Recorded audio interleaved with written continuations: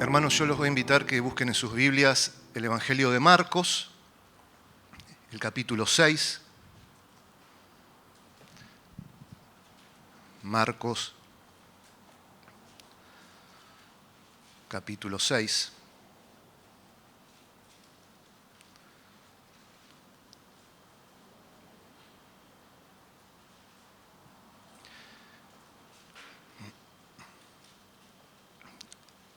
Vamos a estar leyendo y continuando un poco con el tema, o enlazando un poco con el tema del domingo pasado. Vamos a estar leyendo en principio a partir del versículo 45. Marcos 6,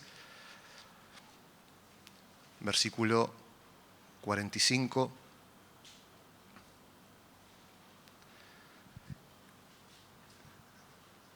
Dice la palabra de Dios: enseguida hizo a sus discípulos entrar en la barca e ir delante de él a Betsaida, en la otra ribera, entre tanto que él despedía a la multitud. Y después que los hubo despedido, se fue al monte a orar. Versículo 47. Y al venir la noche, la barca estaba en medio del mar y él solo en tierra. Versículo 48. Y viéndoles remar con gran fatiga, porque el viento les era contrario, cerca de la cuarta vigilia de la noche vino a ellos andando sobre el mar y quería adelantárseles. Vamos a leer hasta ahí.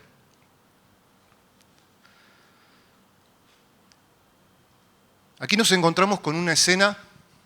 ¿Vieron que hay películas que comienzan con una escena cargada de emoción, cargada de peligro o cargada de acción, que parece ser una escena definitiva, una escena final, no una escena inicial de una película, y de pronto se detiene, esa imagen se congela y retrocede rápidamente y vuelve a un punto de inicio donde empieza a relatar los eventos previos?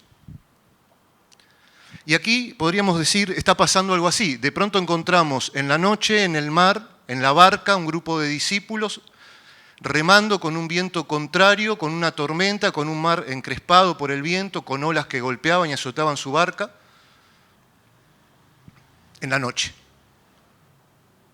El terror, el temor alrededor de ellos. Pero hay mucho más, y yo quisiera retroceder un poco al capítulo 6, al comienzo, porque quisiera que de alguna manera tratemos de ponernos un poco en la piel de los discípulos, cosa que no es tan difícil. A veces pensamos que es difícil, pero no es tan difícil. Ellos son tan humanos, tan falibles, tan débiles, tan necesitados, tan carentes de méritos como lo somos nosotros. Y al igual que nosotros, ellos están siguiendo al Señor. Y ahí está la gran diferencia. Estos discípulos, que desde hacía años, posiblemente más de 2 años, estaban siguiendo a Jesús, al llegar al capítulo 6, o al iniciar el capítulo 6, nos encontramos que Jesús visita Nazaret, la tierra donde Jesús se había criado, donde había crecido. Tierra que ya lo había rechazado anteriormente al comienzo de su ministerio, cuando en la sinagoga, él enseñando, cita una porción de la Escritura de Isaías y dice: ciertamente esta porción se está cumpliendo hoy delante de ustedes. Y no solo lo rechazan, lo quieren despeñar, lo quieren tirar por un barranco, lo quieren matar. Pero el Señor en su misericordia vuelve a Nazaret, hacia el final ya de su ministerio, después de haber hecho tantos milagros, después de haber hecho tantas señales, y allí enseña.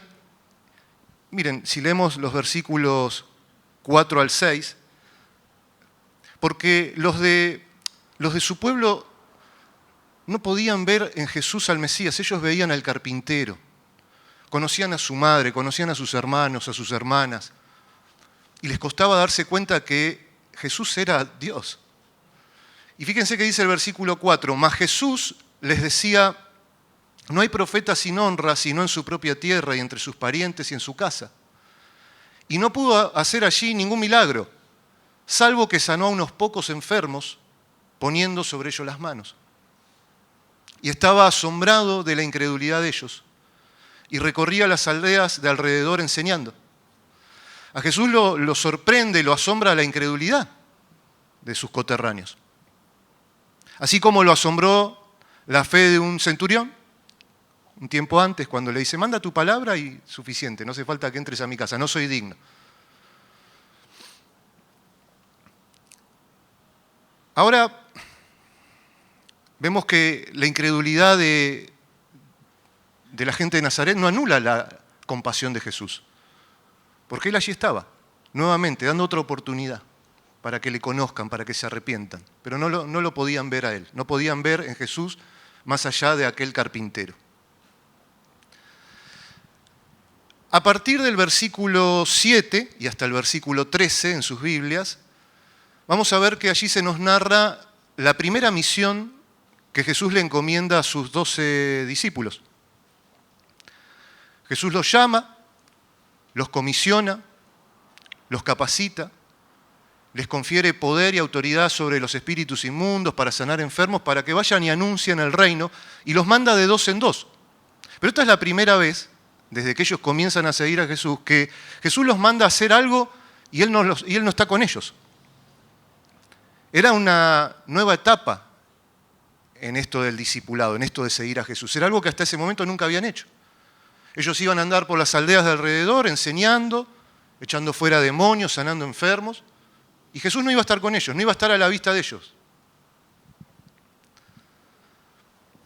Dice la palabra que ellos salieron en esta misión y que da la sensación, no vamos a leer todo, simplemente nos estamos poniendo un poco en el contexto de cómo llegaron a esa barca y en qué estado estaban estos hombres, repito, de carne y hueso como lo somos nosotros.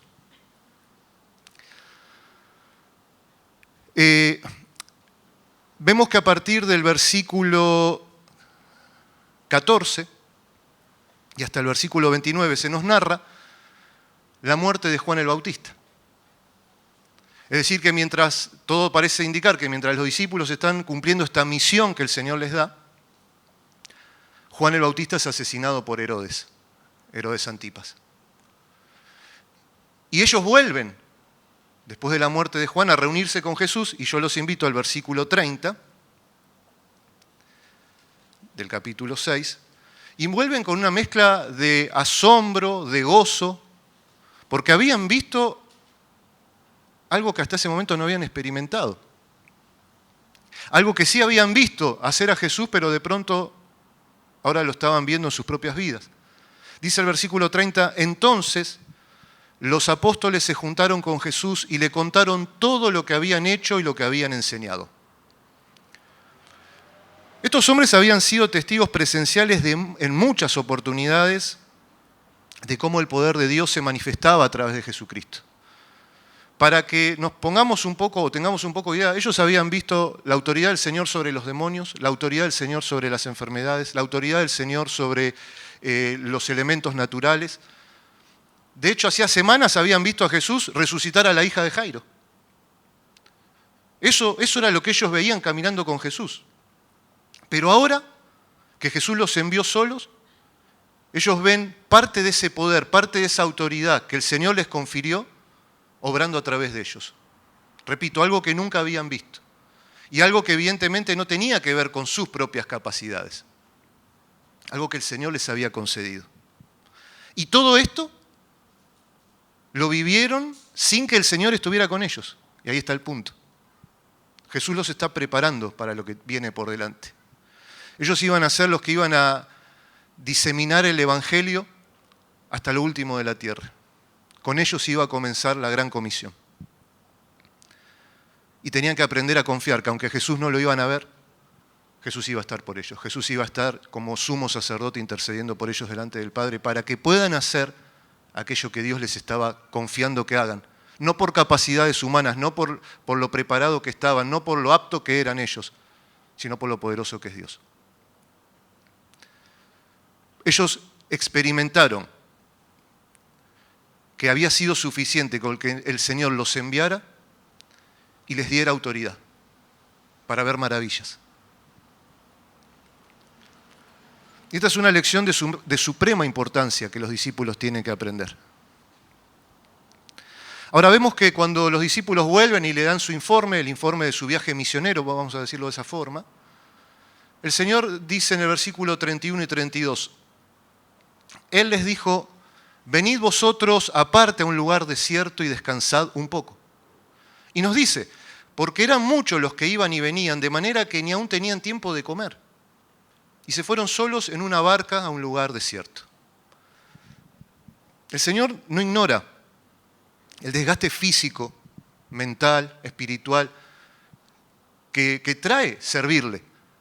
Estos discípulos hacía ya más de 2 años que lo estaban siguiendo y ahora venían de una misión de haber recorrido aldeas de 2 en 2, de haber tenido confrontaciones espirituales con huestes espirituales de maldad, sanando enfermos, predicando el Evangelio, luchando contra la incredulidad de los hombres, cosas que desgastan físicamente a cualquier persona. Y como digo, ¿no? Estos son hombres como nosotros. Y estaban cansados y Jesús no lo ignora. De hecho, allí se nos dice, o se nos da este detalle, era un tiempo en el que las multitudes iban y venían tanto alrededor de Jesús y de los discípulos que ellos no tenían tiempo ni de comer. Y alguno dice, renuncio a la fe. ¿Cómo que no puedo comer?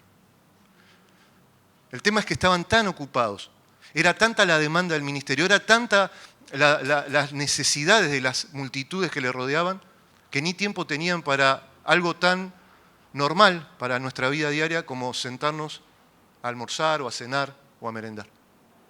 Y ellos no tenían tiempo. Y vuelven con ese cansancio. Tenían gozo, sí, tenían una sensación de estar maravillados por lo que habían visto, claro, pero también estaban cansados. Y Jesús lo sabe y le dice, bueno, vamos a un lugar desierto, y no está diciendo al desierto, sino un lugar desierto en el sentido no habitado, que no haya personas, para descansar un poco. Y allí suben los 12 con Jesús en una barca y cruzan, bueno, están en la región del norte, ¿no? El mar de Galilea, hacia un lugar desierto a descansar. Jesús los invita a unos días de vacaciones y los discípulos aceptan con mucho gozo. ¿Cuántos han sentido esa sensación de necesitar un descanso, necesitar una pausa? Por lo general al final del año, ¿no? Que decimos, uy, necesitaría parar una semana, parar 5 días, parar 3 días, descansar.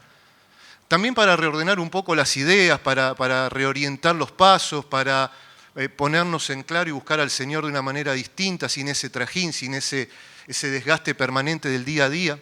Todos lo sentimos, todos lo necesitamos en algún momento.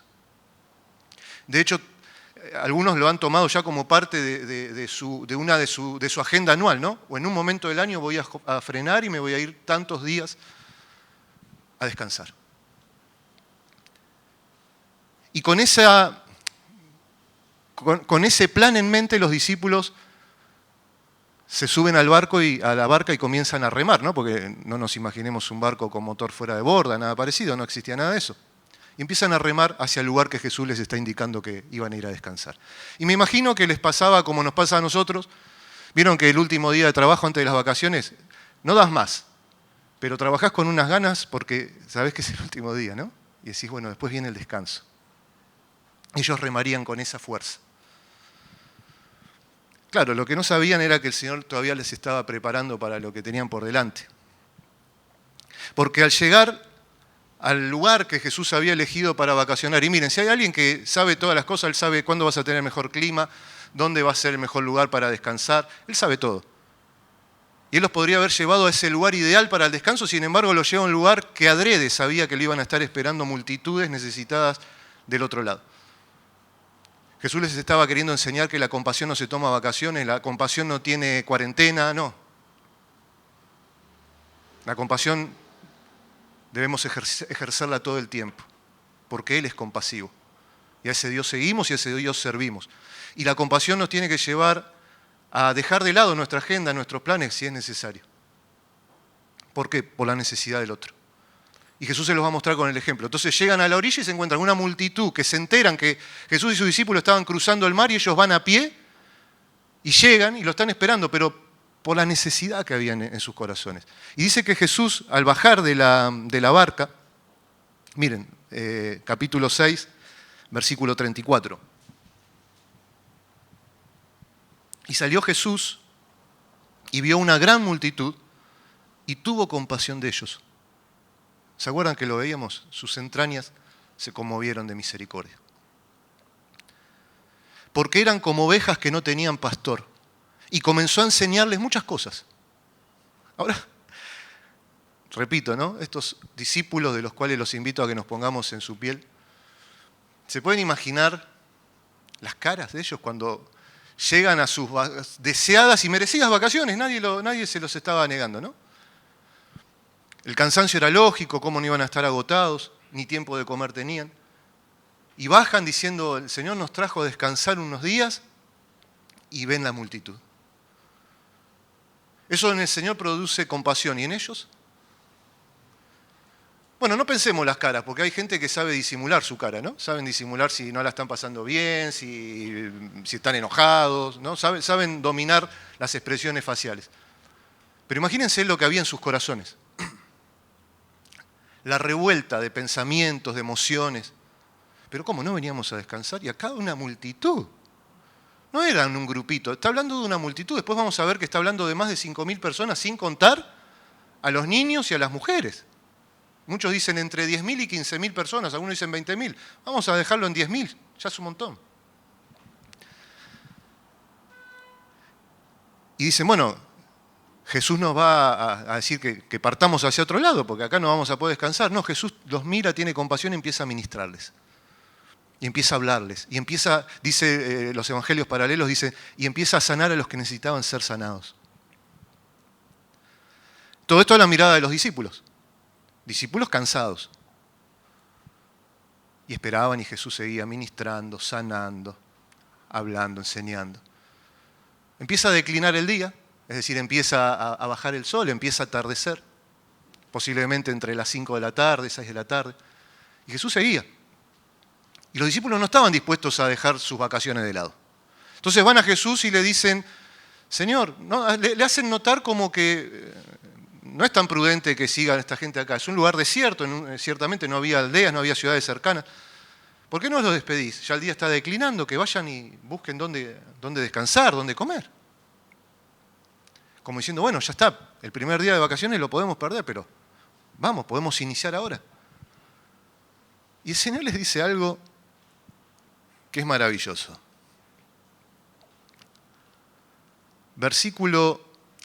Miren el versículo 36. Ellos le dicen, despídelos para que vayan a los campos y aldeas de alrededor y compren pan, pues no tienen qué comer. ¿Sería compasión? ¿Sería ganas de descansar? No sé. Una mezcla de ambas cosas, posiblemente, como muchas veces nos pasa a nosotros. Y el Señor le responde y los desafía a algo tremendo. Versículo 37.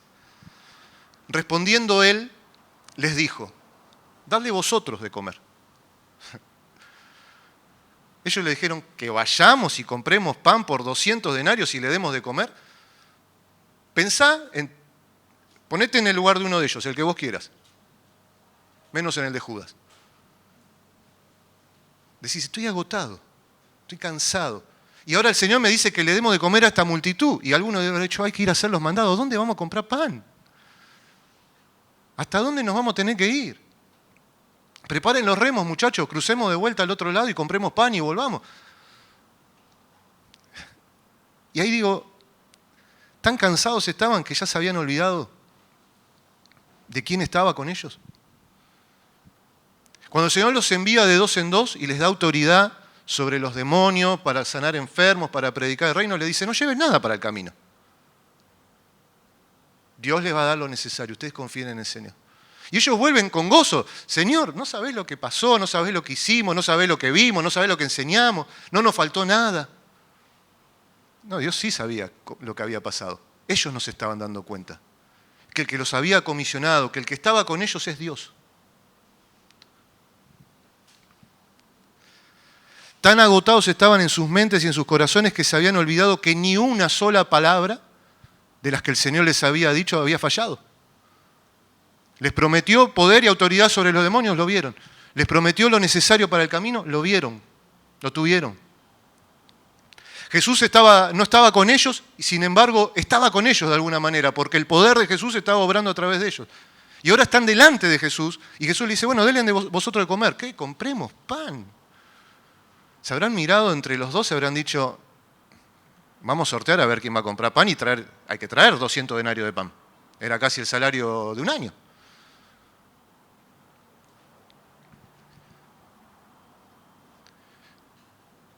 A ellos les pasó lo que nos pasa a nosotros, ¿no? Que pensamos que servimos en nuestras fuerzas al Señor, que le servimos en nuestras capacidades. Y que como estamos agotados, que como llegamos a veces al punto del cansancio extremo, decimos, ya no voy a poder hacerlo. Antes tampoco podías hacerlo. Cuando fuiste de 2 en 2 por las aldeas a predicar el reino y a sanar enfermos y a echar fuera demonios, tampoco podías hacerlo. Nunca pudiste hacerlo. Si lo hiciste fue por su gracia, por su poder, por su autoridad. Ellos se están olvidando que Jesús, si quisiera, dice a cualquier piedra que estaban allí alrededor que se conviertan en pan, y se convertían en pan. El diablo lo sabía y lo tienta de esa manera. Los discípulos no lo recordaban, o no lo sabían, o no lo creían. Imagínense que mire una montaña y diga, conviértete en pan. Ya está, comía la multitud y todavía seguirían comiendo. Habría pan, vaya a saber por cuánto tiempo. Pero a veces pasa esto, ¿no? Que humanamente el cansancio nos hace perder de vista quién es al que estamos siguiendo. ¿Quién es Jesús?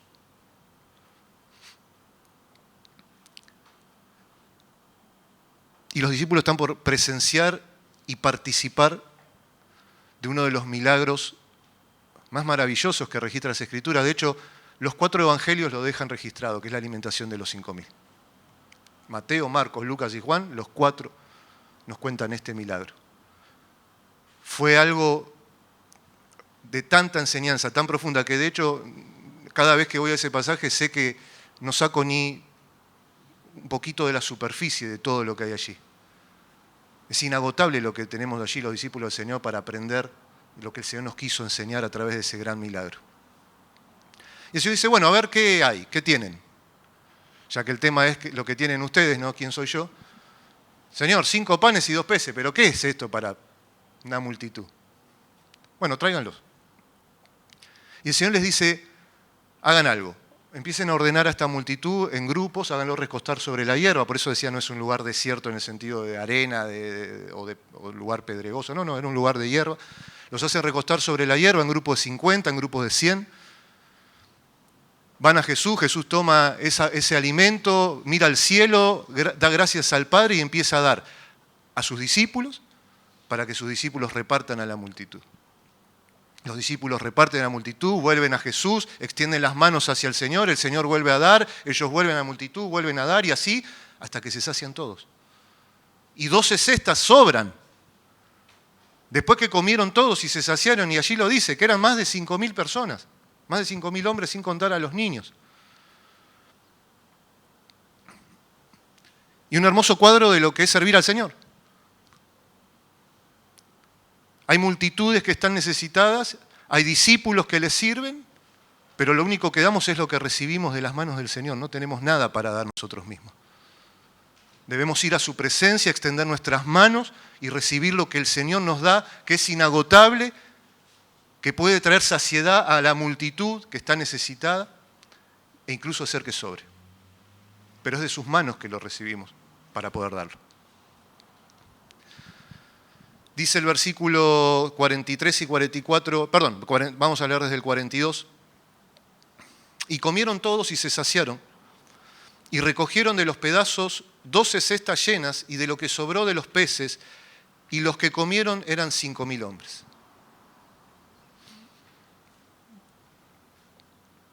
Ahora, los discípulos venían cansados. ¿Se imaginan cómo habrán terminado ese día? ¿Se acuerdan cuando celebrábamos los aniversarios? Dios quiera que este año podamos volver a hacerlo. Los aniversarios de la iglesia. Pregúntenos a los jóvenes. Bueno, pregúntenle a los jóvenes. Esas risas no me gustó, hermanos. Que les tocaba la parte difícil de servir las mesas y bajar y subir las escaleras permanentemente. No sé cuántas veces lo harían en el día. ¿Cómo habrán terminado? Y no éramos una multitud. No éramos entre 10.000 y 15.000 personas, aunque a veces parece que comemos como tales. No, éramos muchos menos. Pero se terminaba cansado. Bueno, imagínense el cansancio que ellos traían de esa misión que habían llevado adelante. El deseo de descansar y encontrarse con la multitud. Ahora servir a esa multitud hasta saciarla por lo que el Señor les da. El cansancio no se había ido. Sin duda había gozo, había una sensación de estar maravillados, pero físicamente había un cansancio. Y el Señor permitía que ese cansancio esté, porque estaba por enseñarles algo más. Todavía tenían que subir una vez más a la barca. Todavía tenían que darse cuenta que no eran sus fuerzas. Porque lo que ellos tenían que hacer por delante, cuando Jesús, antes de ascender a los cielos, le diga, id y predicar el Evangelio a toda criatura, enseñándole, bautizándolos en el nombre del Padre, del Hijo y del Espíritu Santo, enseñándole que guarden todo lo que os he enseñado, y aquí yo estaré con vosotros todos los días hasta el fin del mundo, iba a demandar ¿de qué? Confianza plena en Dios, y en su fuerza y en su poder, no en las fuerzas humanas. Ahora, ese milagro nos cuentan los evangelios, los 4 evangelios, como dije, que lo relatan, pero Juan nos dice que despertó en la multitud una sensación de, bueno, quedaron maravillados, acababan de ver algo impensado. Pero también despertó en ellos una especie de celo mesiánico, malentendido, y quisieron apoderarse de Jesús. Yo se los leo, no lo busquen, capítulo 6, versículo 15 del Evangelio de Juan. Pero entendiendo Jesús que iban a venir para apoderarse de él y hacerle rey, volvió a retirarse al monte él solo. Claro, esas multitudes dijeron, tomemos a Jesús, marchemos a Jerusalén y pongámoslo en el trono y echemos a los romanos. Llegó la hora. Y Jesús dice, no llegó la hora. Mi corona tiene que ser de espinas.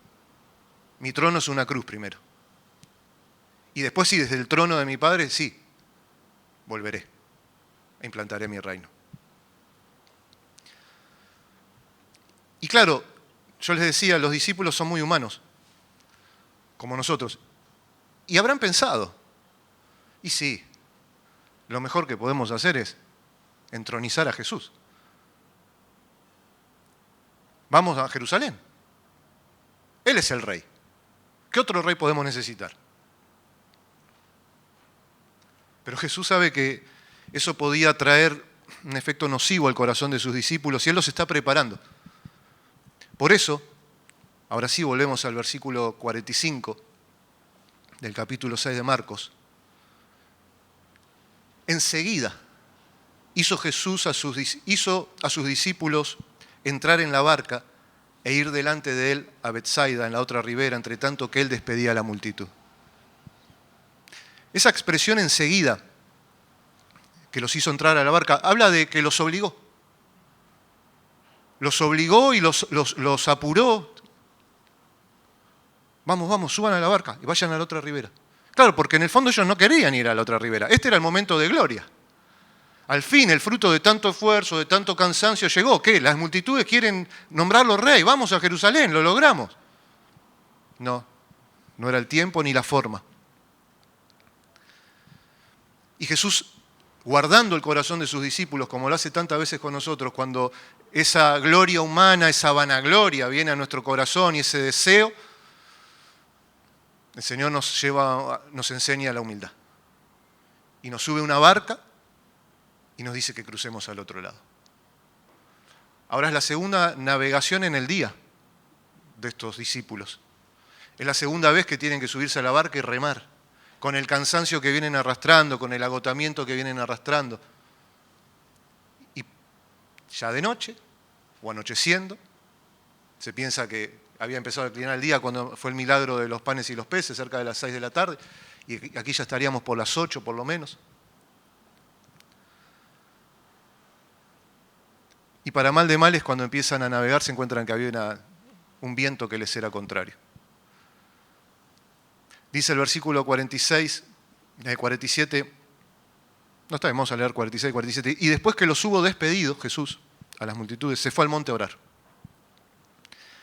Y al venir la noche, la barca estaba en medio del mar y él solo en tierra. Claro, los discípulos habían navegado con Jesús, llegaron a la otra orilla y ahora vuelven navegando solos. Otra vez Jesús los manda a hacer algo sin él. Pero al igual que lo habían experimentado un tiempo atrás, Jesús estaba con ellos. De hecho, estaba en el monte orando. Algunos dirán, uy, ¿qué habrá orado? Bueno, sin duda estaba orando, por lo menos entre sus motivos de oración estaban sus discípulos, que estaban en una barca en la noche, agotados al extremo, remando otra vez después de haber alimentado esa multitud. No sé quiénes recogieron las 12 cestas, por ahí fueron ellos, por ahí no fueron ellos, pero ya no daban más. Y estaban remando otra vez. Y dice el versículo... Miren, yo les voy a leer lo que nos cuenta Mateo en su Evangelio cuando nos cuenta sobre este episodio, en el capítulo 14, versículo 24. Y ya la barca estaba en medio del mar, azotada por las olas, porque el viento era contrario. No era solo que el viento era un viento contrario, no, ese viento contrario estaba levantando las olas. Uno dice, bueno, no era el mar, era el lago de Genesaret, era el lago de Galilea, sí, pero ellos lo llaman mar. Y las tormentas que se desatan ahí todavía hoy por los vientos, por el clima, y porque Dios así lo quiere muchas veces, son tremendas. Hasta olas de 3 metros en un lago.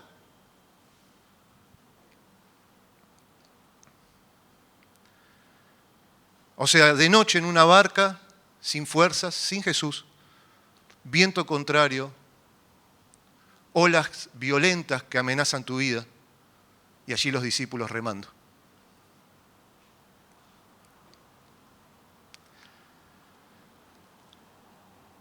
Juan, que también nos cuenta sobre este milagro, nos dice que el Señor los estaba viendo. Los veía estar agitados, los veía estar remando con todas sus fuerzas.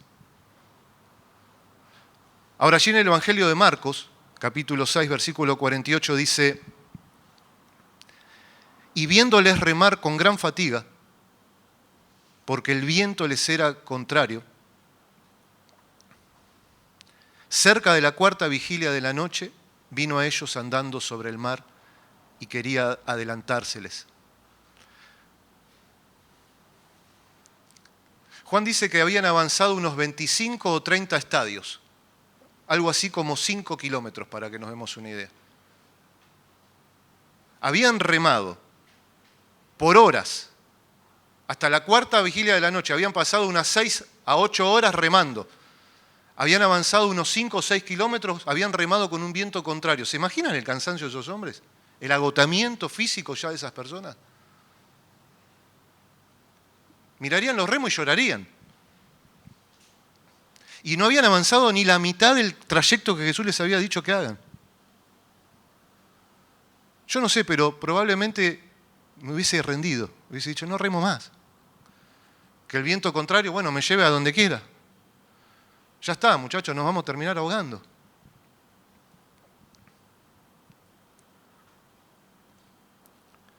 Sin embargo, dice en ese versículo 48 que leímos recién que Jesús, viéndoles remar con gran fatiga. Él estaba en el monte orando, pero los estaba viendo. A cada uno de ellos. Y los ve remar con gran fatiga. Esa expresión habla de azotar, torturar, afligir, fatigar. Es decir, que mientras la barca era azotada por un fuerte viento contrario, las olas agitaban con violencia extrema el mar, sus almas y sus cuerpos estaban siendo azotados por el cansancio, por la fatiga, por la desesperanza.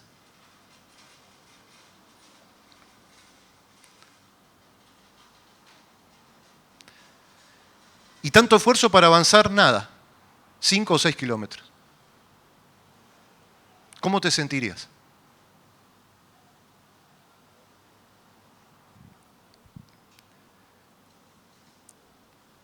Y Jesús, encima se quedó allá. Nos mandó a cruzar y mirá dónde estamos. Remando con un viento contrario, la barca que se nos va a hundir en cualquier momento, nosotros que no damos más.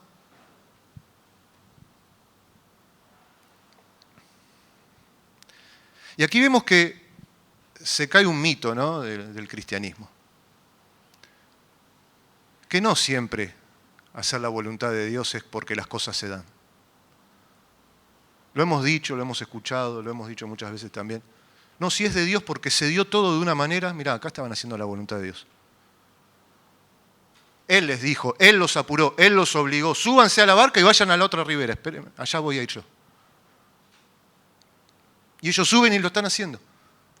Pero lo tienen que hacer con un viento contrario, en la noche, con cansancio, con olas de hasta, no sé cuánto, posiblemente hasta 3 metros por la agitación del viento. Y ellos no estaban dudando que esa era la voluntad de Dios. Por lo menos no está registrado que hayan dicho, no, esto no es voluntad de Dios, porque fíjate la oposición que hay, no lo hagamos. Sin embargo, nosotros queremos que sea al revés. ¿Es de Dios si todo se da? ¿No es de Dios si las cosas hay oposición? No, no es así. La Biblia no avala esa postura, ese pensamiento.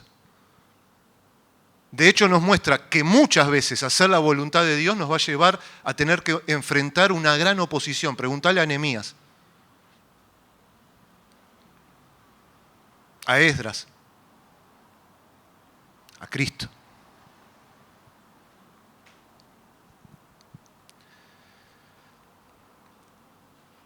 Y vemos que no todas las tormentas que enfrentamos son por desobediencia. Las hay, claro. Las tormentas estilo Jonás. Está lleno. Pero esta no es una de esas. Esto es parte de la voluntad de Dios. Y ellos la estaban obedeciendo. Y es en ese contexto, con ese cansancio, en ese peligro, con esa desesperanza que están allí, con esa sensación de miedo,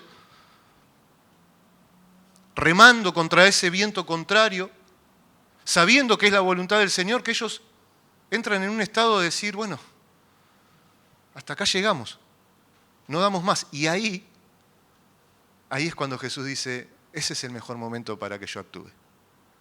Cuando te das cuenta que vos no podés. Porque Jesús podría haber ido a la primera vigilia, a la segunda vigilia, a la tercera vigilia, pero Él fue a la cuarta vigilia. Si en ese tiempo se dividía la noche en vigilias, en 4 vigilias de 3 horas cada una, empezaban a las 6 de la tarde, hasta las 9 la primera, de las 9 hasta las 12 la segunda, de las 12 hasta las 3 la tercera, y de las 3 a las 6 la cuarta vigilia. Es decir, que entre las 3 y las 6 de la mañana, Jesús dice, bueno, ahora sí, voy a ellos. Volvemos a leer el versículo 48, dice, y viéndoles remar con gran fatiga porque el viento les era contrario, cerca de la cuarta vigilia de la noche, vino a ellos andando sobre el mar y quería adelantárseles.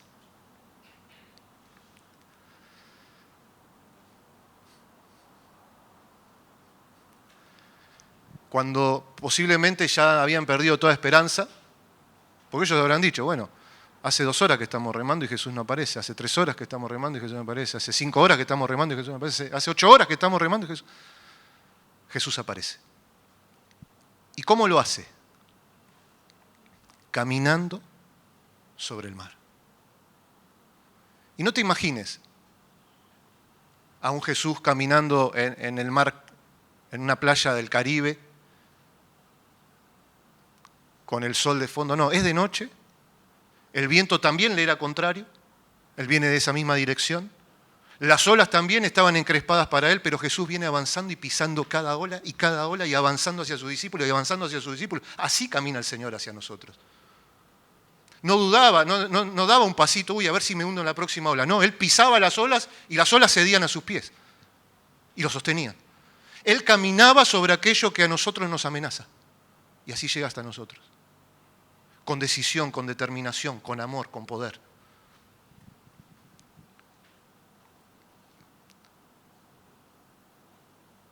Ni el viento contrario, que a ellos no lo dejaba avanzar, ni 12 hombres remando podían avanzar, Jesús avanzaba. Y yo no puedo pensar en eso o imaginar esa imagen sin darle la gloria a Dios, porque así se acerca a nosotros. Así se acercó a nosotros cuando estábamos en nuestros pecados. Así se acerca a nosotros cuando decimos, no doy más, Señor. Lo ves venir así. pisando aquello que a vos te atormenta, pisando aquello que a vos te amenaza, pisando aquello que te lleva a querer desistir, Él camina sobre eso. Él no necesitó, como veíamos el domingo pasado, abrir el mar para venir en seco. No, yo camino por encima de tu tormenta. A mí no me frena nada. Pero bueno, los discípulos, como dije al comienzo, son tan como nosotros. Dice el versículo 49, viéndole ellos andar sobre el mar, pensaron que era un fantasma y gritaron. Se llenaron de temor, se llenaron de terror. En su cansancio, en su agotamiento, en su miedo, en su frustración, vaya a saber cuántas cosas estaban batallando en su corazón, ven venir a Jesús caminando sobre el mar y no lo reconocen. No sé quién fue el primero que gritó un fantasma, pero el primero que dijo un fantasma, todos los demás vieron un fantasma y empezaron a gritar, ¡un fantasma! O sea que si la estábamos pasando mal, ¿ahora qué hacemos? Viene un fantasma para donde estamos nosotros. Más, viene caminando de tal manera que parece que nos va a pasar.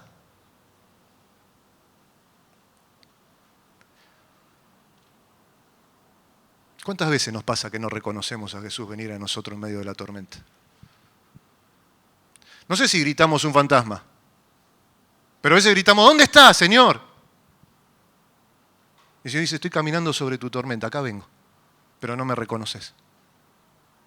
No me puedes ver. Los de Nazaret veían a un carpintero, los discípulos veían un fantasma. Pero es Dios, hecho carne, hecho hombre.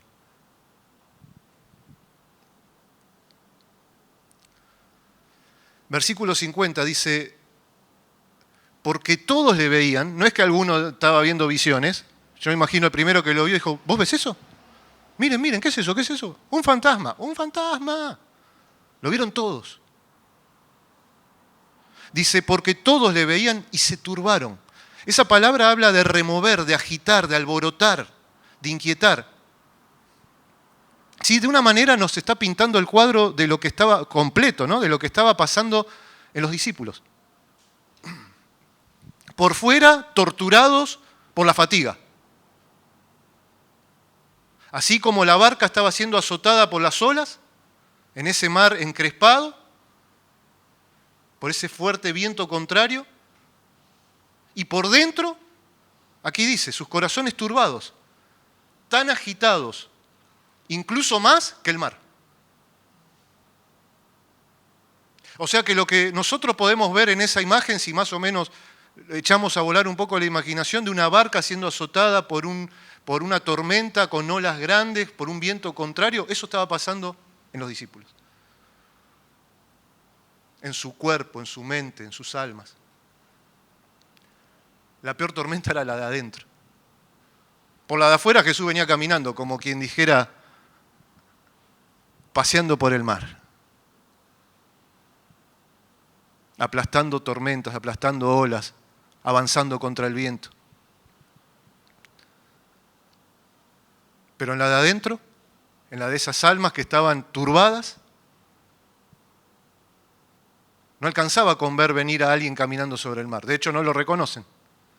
Necesitan escucharlo. Y Jesús lo sabe. Fíjense que dice ese mismo versículo 50. Vamos a leerlo desde el comienzo del versículo 50. Porque todos le veían y se turbaron.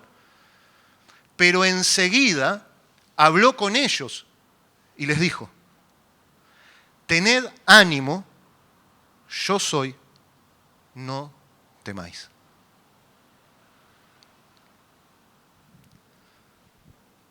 ¿Saben lo que les está diciendo?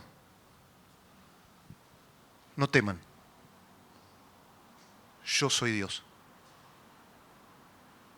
Él no dijo, tened ánimo, soy yo, no temáis. No, él dijo, tened ánimo, yo soy.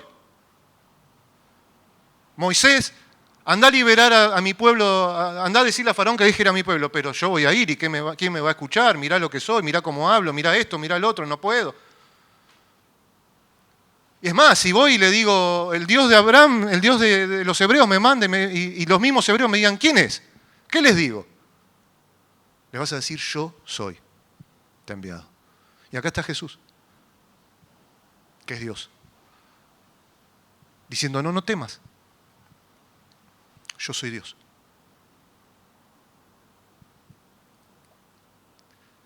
Decíamos el domingo pasado, a veces no alcanza con escuchar un no temas. Hay 365 no temas en la Biblia, uno para cada día del año, sí, pero a veces cuando estás temiendo no te alcanza a saber que hay 365. Necesitas escuchar por qué no debes temer. El domingo pasado decías, no temas, Dios abre camino donde no hay. Y hoy no temas, Dios es Dios. Dios es Dios. A Él no lo frena nada. A Él no lo detiene nada, Él no lo limita absolutamente nada. Él camina sobre lo que a vos te atemoriza. Él llega a vos caminando sobre el agua. Y hasta le dice, tengan ánimo, tengan valor. El que menos temblaba no sé cuál sería, pero me lo puedo imaginar. Yo soy. Esa palabra en la boca de cualquier otra persona no dice nada. Pero esas palabras, yo soy, en la boca de Jesús, dice todo. No tengas miedo, yo sigo siendo Dios, yo soy Dios. Encima de mí no hay nada. Por eso no temas.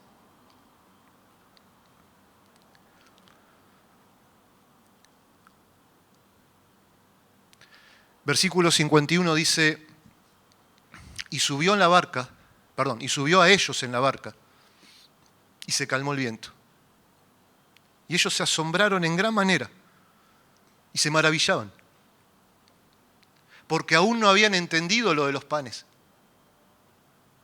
por cuanto estaban endurecidos sus corazones. Fíjense que lo relaciona Marcos con esto, ¿no? Con el milagro de los panes. No habían entendido de quién estaban recibiendo ese pan para darle a las multitudes, de manos de Dios. De ese Dios que en medio de la nada alimenta a una multitud. Sí, bueno, con 5 panes y 2 peces. Los alimenta como quiere, donde quiere, de lo que quiere. Hubiese dicho que lluevan peces y llueven peces.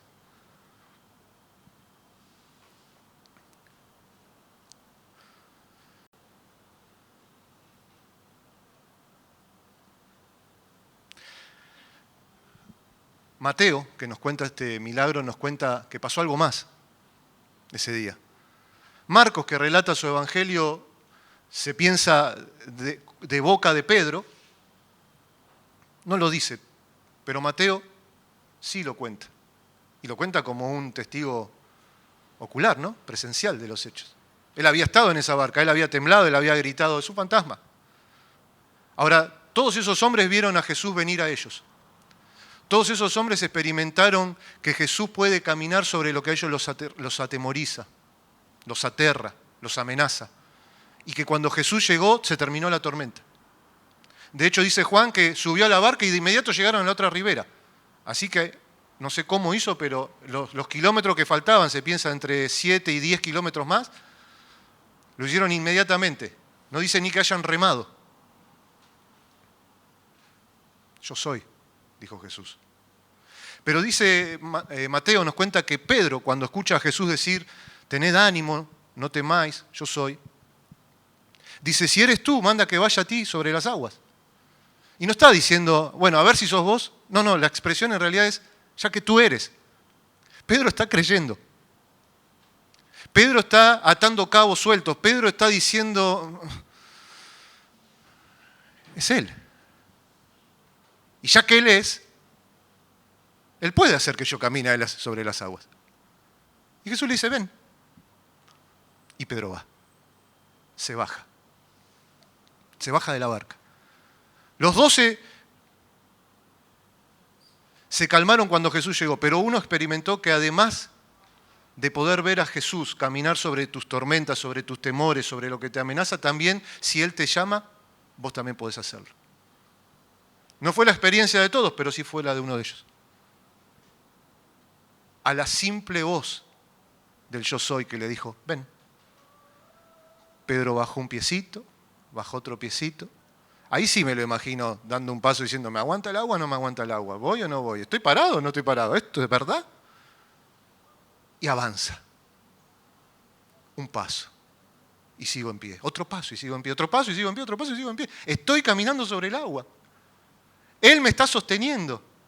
Pero dice que viendo la tormenta, viendo los vientos, desvió la mirada. La puso donde no la tenía que poner. Dejó de mirar a quien sí tenía que mirar. Y empezó a hundirse. No dice que se hundió de inmediato, empezó a hundirse. Quizás cada paso iba un poco más bajo, ¿no? A las rodillas, a la cintura, al pecho. Y cuando estaba en el pecho habrá dicho, bueno, lo que todos sabemos que dijo. Señor, sálvame. Y al instante, el Señor lo asió de la mano. Hombre de poca fe, ¿por qué dudaste? Lo levantó. Me imagino que lo llevó del brazo, de la mano, no sé cómo lo llevó, pero subieron juntos a la barca y en ese mismo momento los vientos cesaron, la barca llegó a la otra orilla y dice Mateo que maravillados sus discípulos se postraron y le adoraron diciendo, verdaderamente eres Hijo de Dios.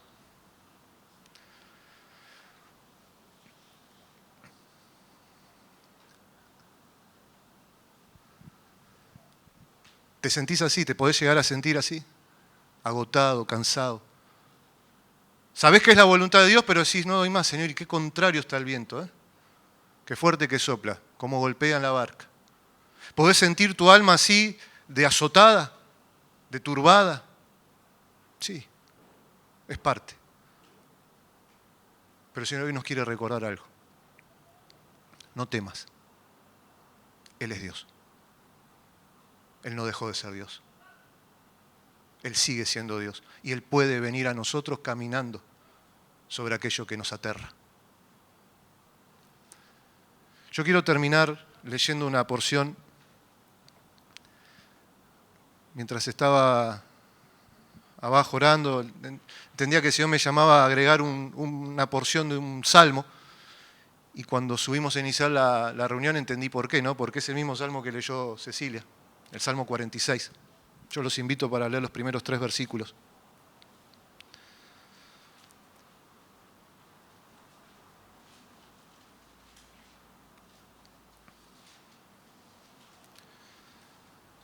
Salmo 46, versículo 1 al 3.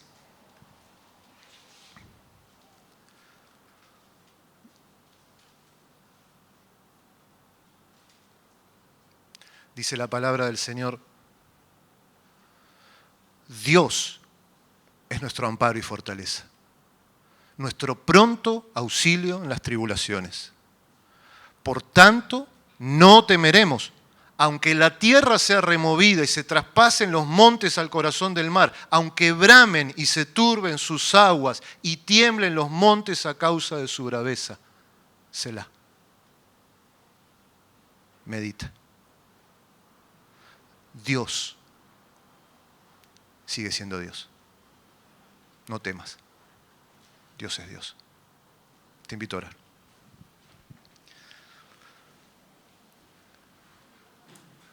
Padre, Dios amado, Dios eterno, cuánta misericordia, Señor, experimentamos en nuestra vida. ¿Cuántas veces llegas a nosotros, Señor, caminando contra ese viento contrario, pisando esas olas encrespadas? Y a veces no te reconocemos, Señor, estamos atemorizados, confundidos, agotados.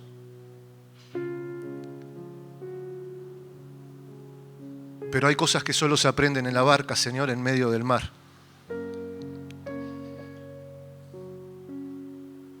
Confiar solamente en ti se aprende así, Señor. Y tú nos haces subir muchas veces a la barca y nos mandas a cruzar ese mar, Señor, y nos mandas directo al ojo de la tormenta. Pero allí estás tú. Hoy no estás en un monte orando por nosotros, hoy estás en los cielos intercediendo por nosotros, Señor. Y tú nos ves a cada uno de nosotros cuando remamos con fatiga, cuando no damos más, cuando estamos dispuestos a abandonar. Y esperas hasta que llegue ese punto en el que decimos, no puedo más, y ahí vienes. Quizás para recordarnos solamente eso, que nunca pudimos. que no hubo un solo momento en el que pudimos, en nuestra fuerza, que siempre fue tu gracia, que siempre fue tu poder, que siempre fue tu misericordia la que nos sostuvo y la que nos sostiene. Y llegas a nosotros en el medio de nuestro temor, en la oscuridad, y nos hablas, como lo haces hoy. Ten ánimo, yo soy, no temáis. No temeremos, Señor, porque tú eres Dios, y a ti te seguimos, y a ti te creemos, y a ti te amamos, y en ti nos refugiamos, y tú eres nuestro pronto auxilio en la tribulación. Tú nos socorres cuando no damos más. Padre, que no volvamos a retomar nuestras fuerzas y pensemos que estamos pudiendo hacerlo. Que vivamos siempre con este entendimiento. Nunca lo hemos podido hacer y nunca lo vamos a poder hacer fuera de ti. Tú estás con nosotros hasta el fin del mundo. Esa es tu palabra, esa es tu promesa. Y aunque los vientos son contrarios, sí, Señor, lo son. Y aunque estamos muchas veces agotados, y lo estamos, tú eres Dios. Y nos renuevas las fuerzas en ti. Nos haces fuerte en ti. Y nos rescatas. Y alcanza con que pongas un solo pie en nuestra barca para que esa tormenta se calme y nuestra barca llegue a destino. Hoy nos ves desde el trono, Señor. Y la noche también está avanzada. Y estamos esperando que vengas. Y sabemos que lo harás, porque esa es tu promesa. Tú volverás a reinar. Llegará ese día. Mientras tanto, aquí estamos, Señor. Cruzando los mares que nos llames a cruzar, enfrentando las tormentas que nos permitas atravesar. Todo por obedecerte a ti y hacer tu voluntad. Gracias, Señor, porque una vez más nos has hablado. Nos has recordado por qué no debemos temer. No debemos temer porque tú y solo tú eres Dios. Dios es Dios. Gracias te damos, Señor, en el nombre de Jesús. Amén.